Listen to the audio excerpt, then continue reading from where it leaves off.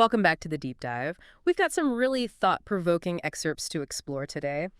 From David R. Hawkins' book, Letting Go, The Pathway of Surrender. We're focusing specifically on chapter 19, the one that deals with achieving those vocational goals we all have. Now, I've read the book. The overall theme is about how letting go of these negative emotions can help you find more inner peace and kind of set you free. Yeah, totally. And what we want to do in this deep dive is kind of really get down to the nitty-gritty. See what we can extract from this chapter about how your feelings, the good, the bad, and the ugly, they all have an impact on how successful you are in your career. Oh, and your well-being in general. Yeah. What really stuck out to me is this idea that your feelings are like the drivers of your thoughts. And then your thoughts, they kind of influence your actions, right? And ultimately, the results you see in your work life. So that's kind of what we're diving into here, this inner world of yours and how it all connects to your career trajectory. Okay, so let's break this down a bit for you. Hawkins has this central argument he's making. It's pretty simple. He's basically saying your feelings, they dictate your thoughts, and your thoughts, well, they heavily influence what happens to you at work, in your career. And to kind of make it super clear, he breaks it down into two categories for you: negative and positive feelings. Oh, yeah. And I think you probably already understand this intuitively, right? Negative feelings lead to those I can't thoughts, the I'm stuck thoughts. While positive feelings, they give you that I can attitude. It's so true when you think about your own experience, right? Like, let's say you're working on a project and you're super anxious about it, or maybe even resentful that you have to do it. Yeah. It seems like your mind just gets flooded with reasons why it's going to fail or why it's just not fair. But this chapter, I think it points out this huge pitfall that a lot of us fall into. We get so caught up in the external stuff, the deadlines, the competition, that we forget to look at what's going on inside emotionally. And Hawkins is saying that's a really big oversight for you. Exactly. You might have all the skills, the latest strategies, know all about the market, be totally on top of things out there, but maybe you haven't spent enough time working on your inner world, your emotions, and that's the critical part, because those feelings, they drive everything, your thoughts, and then your ability to really take action and get things done. Okay, so let's talk about these negative feelings. Let's get specific and how they can really hold you back in your career. So in the chapter, he talks about these bad feelings. They could be little things like being annoyed or just feeling off. Or they could be really intense, stressful feelings. They come up when you just don't like something you see or hear or think about, or even something you remember that makes you feel bad. And a lot of people, and maybe this is you too, their first reaction is just to push these feelings down, to try and pretend they're not there. Oh, yeah. So common. But Hawkins thinks that not only doesn't work, but it could make things worse. He says those feelings, they don't just go away. They usually come back as negative thoughts. So you might be struggling with something at work and think it's a totally logical problem. But actually, it might be all these unacknowledged emotions bubbling up, just under the surface. One thing that really made me think about this whole thing differently was the idea that negativity, it isn't just part of the situation itself, it's how you react to it. Right. And that's really powerful, isn't it? Because you can't always control what happens at work, but you can control how you react to it. Exactly. Now, the chapter spends some time on envy. It says envy is a really powerful feeling that can mess with your career. It can really block your success. Think about your own experience. When you see someone else accomplishing something you want, what happens inside? I'll be honest, sometimes I feel a bit like, wait, am I doing enough? Or will I ever get to that level? It's almost like you're comparing yourself without even realizing it. And that's exactly what Hawkins says. Another person's success can make you feel insecure, like you're not enough. It's not just about admiring what they did. It's about those fears that you might not measure up. And then that feeling, that envy and like not being good enough, it can turn into resentment towards the person who succeeded. Right. Even though, like you said, it's not their fault. It's about what their success triggered inside of you. Right. And Hawkins says this resentment, it's often subconscious. It can make you crave validation from outside. You want those strokes, as he calls them. But the funny thing is that neediness can actually push people away, make them less likely to give you the recognition you want. It's like a vicious cycle. Totally. And it can make you feel even more dissatisfied, like you're disconnected from your colleagues and just generally unhappy at work. And he even says it can spill over into your personal life. You start complaining a lot. Maybe you spend hours on social media or do other things to escape. It's kind of a depressing picture, isn't it? This unmanaged envy. It can be. But Hawkins says the solution is to go inward. Instead of constantly comparing yourself to others, he says, look inside. And he has this great analogy about runners in the movie Chariots of Fire. One runner kept looking over at his opponent, and he lost focus. He lost the race. Yeah. The guy who won, he was just focused on running his best. It shows the difference between being motivated by what's important to you and being driven by comparison. Oh, yeah. That's a great analogy. When you think about focus, the guy who won, he wasn't trying to beat anyone else. He just loved running and wanted to do his best. Exactly. And when you look inward, you start to see those negative feelings that are holding you back. Yeah. Things like competitiveness that's coming from insecurity, or self-doubt that keeps whispering in your ear, or that feeling of not being good enough, and that constant need for approval from others. And the act of just seeing these feelings, recognizing them, that can be huge, can't it? Because when you see them for what they are, these forces that are messing you up and blocking your success, you might finally be ready to do something about them. Exactly. And Hawkins talks about the payoffs you might be getting from these negative feelings. Like, you might blame others for your problems, and that makes you feel justified for a minute. Or maybe you complain and get sympathy from people. But to really move forward, you have to be willing to let go of these little payoffs. Yeah, it's like realizing that even negative attention is still attention. And letting go of that, it can be hard. But Hawkins says when you do let go of those negative feelings, you can change. Things that seemed impossible before might suddenly seem doable, even useful. It's a shift in perspective. You're clearing out all that emotional noise inside. So now let's look at the other side. The impact of positive feelings on your work.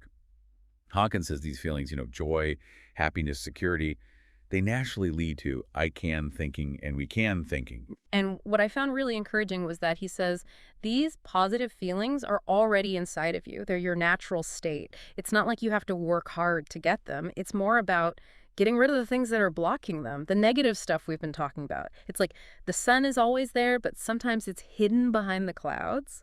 It's a great way to think about it. And when those clouds of negativity clear, Hawkins says your abilities, your creativity, all of that starts to flow. It's like all your potential has been there all along. He was just waiting for you to get out of your own way.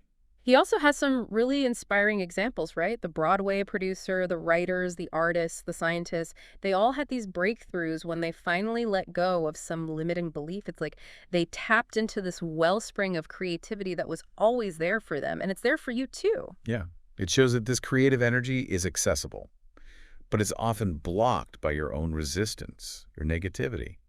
So by letting go of that resistance, you can tap into it and let it guide you. Now, the chapter also talks about how your feelings can affect your decision-making, which is obviously huge at work and in life. And he has this 3-level model of consciousness: inert, energetic, and peaceful. Let's start with that inert state. What's that like? Well, this is where you feel things like apathy, grief, and fear. And you can imagine how hard it is to focus when you feel like that. Your mind gets stuck in a loop of negative self-talk. Thoughts like, I don't know, I'm not sure, what if I fail? That's like you're totally stuck. You can't see the big picture or come up with solutions, so it becomes really hard to make decisions. And you either procrastinate or you make choices based on those negative feelings, which isn't good. It's like garbage in, garbage out, but with emotions and decisions. What about you? Which of these states do you see yourself in most often at work? And is there anything you do to try and shift towards that more peaceful approach? That's a great question. And when your decisions are coming from this shaky emotional place, it makes you feel insecure. You lose confidence in yourself and you worry about what people think of you. Makes sense. Okay, so what about that next level, the energetic state? This one's driven by desire, anger, and pride. It's a step up from being inert because you've got more drive, you're a go-getter, you start to have some positive thoughts mixed in with the negative ones so you can get things done. But it's not always smooth sailing. Oh, yeah, I can see that. Your performance can be inconsistent because of that mix of motivations. And your decisions are often driven by ambition or wanting to prove yourself. So you end up taking impulsive actions and you're focused on what you're going to get out of it. That win-lose kind of thinking. So you're so focused on getting ahead that you don't really think about how your decisions affect other people. Hawkins even connects this to the solar plexus, that energy center. And I think he means that symbolically to represent that kind of self-focused energy. Right. And you might be successful, but you won't achieve true greatness. Yeah. Because you need to think about everyone, have a more holistic view. So the highest level, the one Hawkins says you should aim for, is the peaceful state. Okay, so this is where those good feelings come in. Courage, acceptance, love. Why is this state so important? because these feelings are purely positive. Yeah. They allow you to really focus, and you get this flow of inspiration. Yeah. Okay. Your mind is clear. You're not worried or anxious. Yeah. So you can concentrate and communicate so much better. This is where you come up with solutions that benefit everyone. Win-win solutions. Everyone feels good, and there's this shared success. And thinking about your own work, which of these states are you in most often? And what's one little change you could try to be more peaceful? And Hawkins says something really interesting here. He says, if you ever think a win-win situation isn't possible, that's a sign that you're probably holding on to some negativity. It's like the limitations you see around you are actually reflections of limitations inside of you. And it comes back to that idea that anything is possible when you let go and surrender to this situation. Right. Yeah. Now, to bring this down to earth, the chapter looks at these 3 levels of consciousness in terms of sales. Yeah. Selling. Oh, interesting. Yeah, because selling, it could be a product, an idea, even your skills. It's a part of so many jobs. So when you're in that inert state, feeling apathetic, sad, scared, your sales are probably going to be really low. I can picture that salesperson, right? Gets rejected and falls apart. They're constantly putting themselves down and they're just waiting to fail. Right. Then when you're in that energetic state, you've got more drive. But you might come across as too pushy. You don't really listen to the customer. You're just thinking about your commission. Yeah, you're just thinking about yourself. And people can sense that, Yeah. right? You know when someone's just trying to sell you something, it makes you resist. Totally. It feels icky, like you're being manipulated. So what about the peaceful state? How does that work in sales? That's the ideal state for anything, where you have to connect with people. Okay. You're focused on the other person. You're really listening, Yeah. trying to understand their needs. And you come up with creative solutions that actually help them, that builds trust and makes people want to come back to you. He also has some good stories in the chapter, like the woman who worked at an art gallery. She was struggling until she let go of her frustration. Then she started selling more and even sold a sculpture called Letting Go, which is kind of funny. And there's that study with insurance agents who learned these surrender techniques. They increased their sales by something like 33% because they could focus better without all the distractions in their heads. It shows that this stuff works. Yeah. It's not just theory. It has real-world results. And it comes down to being able to focus without all those negative thoughts and emotions getting in the way. So wrapping up, the chapter talks about some common traits of super successful people. And it's interesting how much these traits have to do with inner peace and good intentions. Right? Successful people usually want the best for everyone. They're looking for win-win situations. They're at peace with themselves so they can support other people's success. They do work they're passionate about. They feel inspired and creative. Yeah. And they're happy because they're doing fulfilling work and contributing to the world. That's a great picture, isn't it? The idea that how you feel inside has such a big impact on your success and how satisfied you are with your life. Yeah. The main takeaway is that your feelings aren't separate from your career. They're a huge part of it. And by letting go of the negative emotions that come up, you can unlock your potential, be more creative, and make better decisions. So as you go through this week, think about an area of your work where you're struggling or not seeing the results you want. What negative feelings are coming up for you in that situation, and what might change if you tried letting go. It's a powerful idea to think about. Thanks for diving in with us today.